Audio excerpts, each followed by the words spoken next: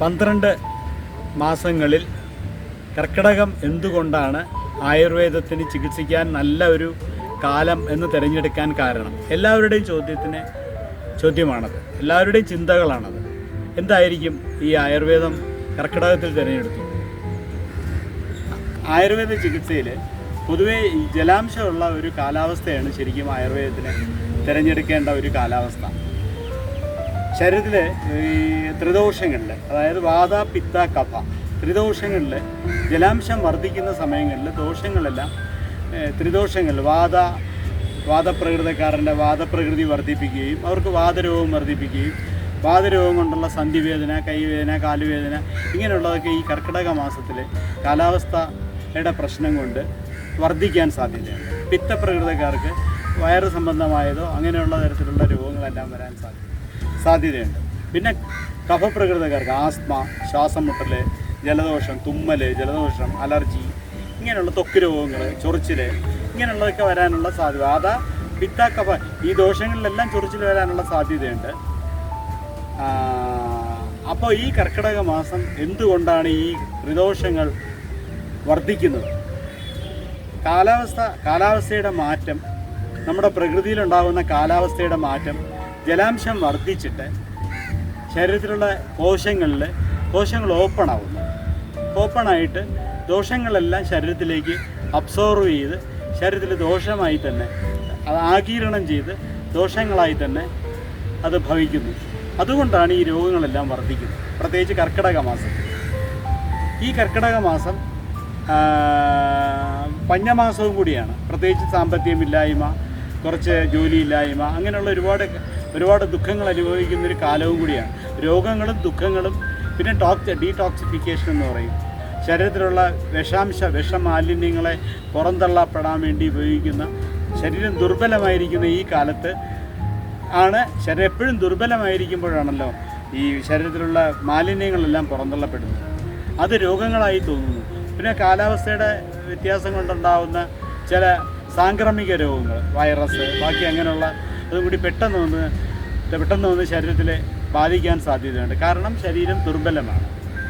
ഈ ദുർബലമായിരിക്കുന്ന ശരീരത്തിലെ കോശങ്ങൾ ഓപ്പണായിട്ടിരിക്കുമ്പോൾ ആയുർവേദ ചികിത്സ, ഒരു പഞ്ചകർമ്മ ചികിത്സ, വമന, വിരേചന, വസ്തി, നസ്യ, രക്തമോക്ഷ, വമനം, വിരേചനം, വസ്തി, നസ്യം, രക്തമോക്ഷം ഇത്യാദിയായ ചികിത്സാ പദ്ധതികൾ കൊണ്ട് ശരീരത്തെ ശുദ്ധീകരണ പ്രക്രിയയ്ക്ക് വിധേയനാകാൻ പറ്റുന്ന ഒരു നല്ല കാലാവസ്ഥയാണ് കർക്കിടക മാസം. ശുദ്ധീകരണ പ്രക്രിയകളായ അഭ്യംഗം, ഇലക്കിഴി, അതായത് സംസ്കൃതത്തിൽ പറഞ്ഞു കഴിഞ്ഞാൽ അഭ്യംഗ, പത്രപ്പോടല സേത, ജംബീര പിണ്ടസേത, ശാഷ്ടിക പിണ്ടസേത ഇത്യാദിയായ ചികിത്സാ പദ്ധതികൾ തന്നെ നമ്മളെ ശുദ്ധീകരണത്തിന് വേണ്ടി നമ്മൾ ആയുർവേദ ചികിത്സകർ ആചാര്യന്മാരാൽ രചിക്കപ്പെട്ട 5000 വർഷങ്ങൾക്ക് മുമ്പ് അഷ്ടാംഗ ഹൃദയത്തിലും സഹസ്രയോഗത്തിലും ഒക്കെ പറഞ്ഞിരിക്കുന്ന അതേ ചികിത്സാ പദ്ധതികൾ തന്നെ ഇന്നത്തെ കാലത്ത്, ആധുനിക കാലത്ത്, പ്രത്യേകിച്ച് ശാസ്ത്രം ഇത്രയും വളർന്നിട്ട് പോലും ശാസ്ത്രത്തിനൊട്ടും കോട്ടം സംഭവിക്കാത്ത രീതിയിൽ തന്നെ നമ്മുടെ ആയുർവേദ ശാസ്ത്രം വളരെ ഭംഗിയായി തന്നെ മുന്നോട്ട് പോകുന്നു എന്നുള്ളതിൽ അഭിമാനിക്കേണ്ട കാര്യമുണ്ട്. കാരണം അത് അത്രയും ശാസ്ത്രീയത ഉള്ളതുകൊണ്ടാണ്. പ്രത്യേകിച്ച് ആചാര്യന്മാർ രചിക്കപ്പെട്ടത് ഇത്രയും കാലങ്ങൾക്ക് ശേഷവും വളരെ സുന്ദരമായി തന്നെ നിൽക്കണമെങ്കിൽ തീർച്ചയായിട്ടും അതിൻ്റെ ശാസ്ത്രത്തിൻ്റെ ശുദ്ധി നമുക്കതിൽ നിന്ന് മനസ്സിലാക്കാവുന്നതാണ്. അഭ്യംഗ എന്ന് വെച്ചാൽ ഓയിൽ മസാജ് എന്നാണ് എൻ്റെ അർത്ഥം. അതായത് ശരീരത്തിൽ ഉണ്ടാകുന്ന ദോഷങ്ങൾ ഓപ്പണായിരിക്കുന്ന, അതായത് വികസിച്ചിരിക്കുന്ന കോശങ്ങളിലൂടെ രോമധൂമങ്ങൾ വഴി ഔഷധം ഉള്ളിലേക്ക് പ്രവേശിച്ച് ശരീരത്തിലെ പ്രതിരോധ ശക്തി വർദ്ധിപ്പിക്കാനും ഇമ്മ്യൂണിറ്റി പവർ കൂട്ടാനും വേണ്ടി ഉള്ളൊരു ചികിത്സാ പദ്ധതിയാണ് അഭ്യംഗം. ഈ അഭ്യംഗം മീൻസ് ഓയിൽ മസാജ്, അതായത് എണ്ണ, അതായത് വൈദ്യൻ്റെ നിർദ്ദേശപ്രകാരം, ഒരു ഡോക്ടറുടെ നിർദ്ദേശപ്രകാരം ആ രോഗിയുടെ ശരീരത്തിന് ഉചിതമായ എണ്ണ, തൈലം, കഷായം, അഭ്യംഗം എന്ന് വെച്ചാൽ എണ്ണ കൊണ്ട്, പ്രത്യേകിച്ച് ഇപ്പോൾ വാദപ്രകൃതക്കാരന് കൊട്ടൻ ചുക്കാതിയോ കർപ്പൂരാതിയോ അതൊരു ഡോക്ടർ ഏതാണോ നിശ്ചയിക്കുന്നത് ആ ചികിത്സ, ആ എണ്ണ വെച്ച് പരിചയസമ്പന്നരായ, അത് യോഗ്യതയുള്ള 2 തെറാപ്പിസ്റ്റുകളും ഒരു പരിചാരകനും ഒരു വൈദ്യനും കൂടി ചേർന്ന് ചെയ്യേണ്ട ഒരു ചികിത്സാ പദ്ധതിയാണ് അഭ്യംഗം. അത് 7 പൊസിഷനിൽ, ശരീരത്തിലെ 7 പൊസിഷനിൽ അഭ്യംഗം ചെയ്യുന്നത്, 2 പേർ 2 വശത്തു നിന്നും ഒരു പരിചാരകൻ എണ്ണ ചൂടാക്കി കൊടുക്കുകയും ചെയ്യുമ്പോൾ ആ എണ്ണ ചൂടാക്കിയ എണ്ണ ശരീരത്തിൻ്റെ 7 പൊസിഷനിൽ തടവി ശരീരത്തിൻ്റെ കോശങ്ങൾ രോമധൂമങ്ങൾ വഴി ശരീരത്തിലേക്ക് കടത്തിവിട്ട് ശരീരത്തിലുള്ള ദോഷങ്ങളെ ത്രിദോഷങ്ങളിൽ ഏത് ദോഷമാണോ ദോഷമായിരിക്കുന്നത് ആ ദോഷത്തിനനുസരിച്ചുള്ള തൈലം വൈദ്യരുടെ നിർദ്ദേശപ്രകാരം പുറമേ അപ്ലൈ ചെയ്ത് ഉണ്ടാകുന്നൊരു ചികിത്സയാണ് അഭ്യംഗം. ചെയ്യുന്നൊരു ചികിത്സ അത് തലയിലും പ്രത്യേകിച്ച് അതിനൊക്കെ പ്രത്യേകം ചികിത്സാ രീതികളുണ്ട്. എന്ന് വെച്ച് കഴിഞ്ഞാൽ എണ്ണ ചൂടാക്കി ആദ്യം ഉച്ചിയിലും രണ്ടാമത് നെറ്റിയിലും ഒക്കെ അതിൻ്റെ ഒരു ശാസ്ത്രീയതയുണ്ട്. ആ ശാസ്ത്രീയമായി തന്നെ അത് മസാജ് ചെയ്യുന്ന ഒരു രീതിയുണ്ട്. അങ്ങനെ തന്നെയാണ് അഭ്യംഗം എന്ന് പറയുന്നത്. പിന്നെ ഇലക്കിഴി പത്രപ്പോടല സേവത എന്ന് പറയുമ്പോൾ ഈ ഇലകളെന്ന് പ്രകൃതിയിൽ നിന്ന് കിട്ടുന്ന ഇലകൾ, പ്രത്യേകിച്ച് ഇലകളെന്ന് വെച്ചാൽ ഏതെങ്കിലും ഇലകളല്ല, അതിലും വൈദ്യൻ്റെ നിർദ്ദേശത്തിനാണ് പ്രാധാന്യം. പ്രത്യേകിച്ച് ഓരോരുത്തർക്കും ഇപ്പോൾ നമ്മൾ സാധാരണ ഉപയോഗിക്കുന്നത് ആവണക്കില, നൊച്ചിയില, എരിക്കല, പുളിയില, മുരിങ്ങയില, വാദം കൊല്ലിയില, അങ്ങനെ ഒരുപാട് ഇലകളുണ്ട്. ഇലകൾ അരിഞ്ഞ് അതിനെ ശാസ്ത്രീയമായി അതിനെ പ്രോസസ്സ് ചെയ്തെടുത്ത് കിഴികളാക്കി തെറാപ്പിസ്റ്റ് ചെയ്യുന്നൊരു ചികിത്സാ പദ്ധതിയാണ് ഇലക്കിഴി. വാദസംബന്ധമായ രോഗങ്ങൾക്കും മറ്റ് പിത്തസംബന്ധമായ രോഗങ്ങൾക്കും കഫസംബന്ധമായ രോഗങ്ങൾക്കൊക്കെ വൈദ്യൻ്റെ നിർദ്ദേശപ്രകാരം ഓരോ തൈലങ്ങളും വെച്ചുപയോഗിക്കുന്ന ചികിത്സാ രീതിയാണ് ഇലക്കിഴി. പത്രപ്പോടല സ്വേദം എന്ന് പറയും. ജംബീരപിണ്ഡ സ്വേദം എന്ന് പറയുമ്പോൾ നാരങ്ങയാണ്. ഈ നാരങ്ങ വെച്ച് ചെയ്യുന്ന നാരങ്ങ, മഞ്ഞൾ, കൊലകുലതാതി, ശതകുപ്പ, വെളുത്തുള്ളി, പിന്നെ ഇന്തുപ്പ്, അങ്ങനെയുള്ള സാധനങ്ങളെല്ലാം കൂടെ പ്രോസസ്സ് ചെയ്തെടുത്ത് ഉണ്ടാക്കുന്ന ചികിത്സ ഒരു കിഴിയാണ് ജംബീരപിണ്ഡ സ്വേദം എന്ന് പറയുന്നത്. അതും സാധാരണ നമ്മളെ പഞ്ചകർമ്മയിൽ പെടുന്ന ചികിത്സാ പദ്ധതിയാണ്. പിന്നെയും ഈ ശാഷ്ടിക പിണ്ഡസ്വേദം എന്ന് പറയും.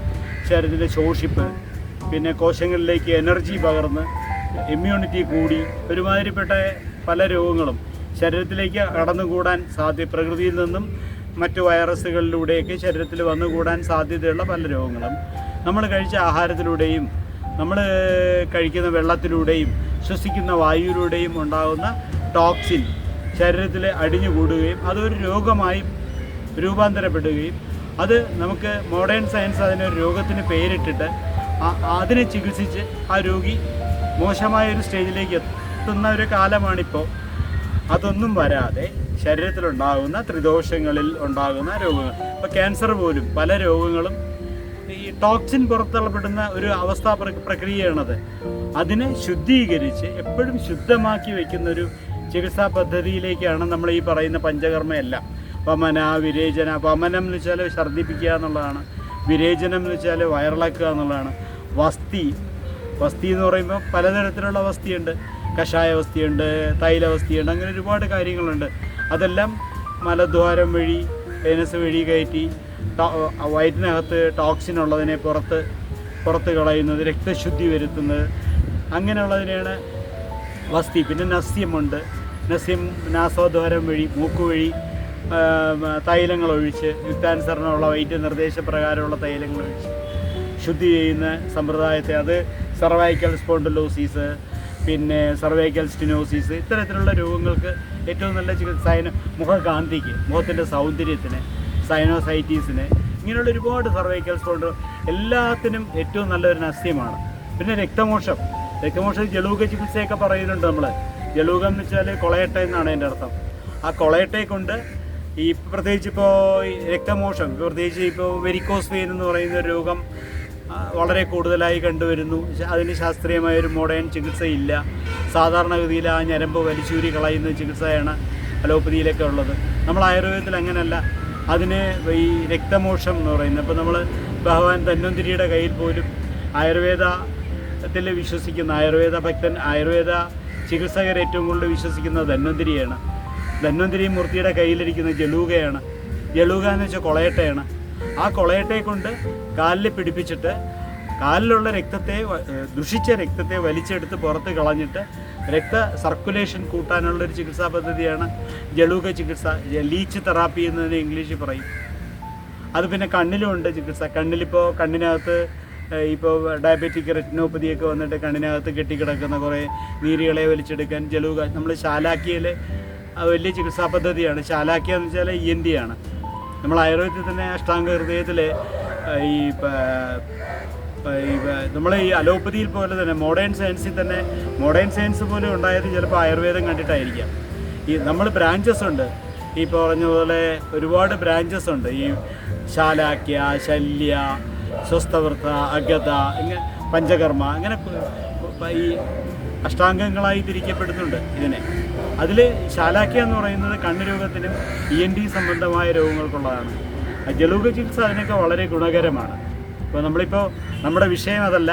നമ്മുടെ വിഷയം ഇപ്പോൾ കർക്കിടക ചികിത്സ എന്തുകൊണ്ട് ആയുർവേദത്തിന് തിരഞ്ഞെടുക്കുന്നു എന്നുള്ളതിനെ പറ്റിയാണ്. നമുക്ക് തിരിച്ച് കർക്കിടകത്തിലേക്ക് തന്നെ വരാം.